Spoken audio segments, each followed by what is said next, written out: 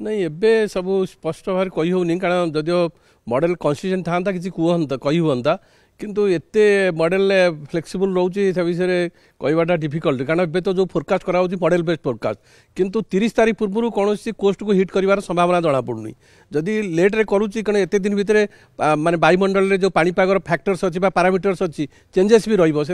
जो बर्तमान जो प्रेडिक्शन रोचे प्रेडिक्शन भितर चेंज भी आसपारे किसी बात्या तो हम किंतु तार कौ समय हम एवं कौ डायरेक्शन मुवमेंट कर कारण बर्तमान जब ऑब्जर्व से तो आपंकर मॉडल फोरकास्ट कहते कि बर्तमान ऑब्जर्वेशन देखा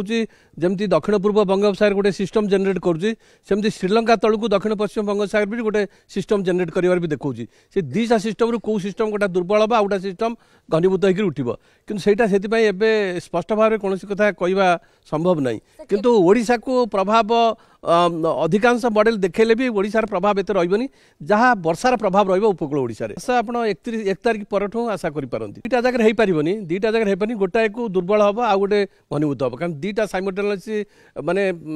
फेवरेबल हो न पारे गोटे वीक हो आ गोटे माने घनीभूत हम से अपेक्षा करा पड़ो एवं हठात किसी कहींपर हाँ दीटाक स्पष्ट ना दीटाक स्पष्ट ना किंतु दीटाक भीतर भी ओडिशा को डायरेक्ट हिट कर कौन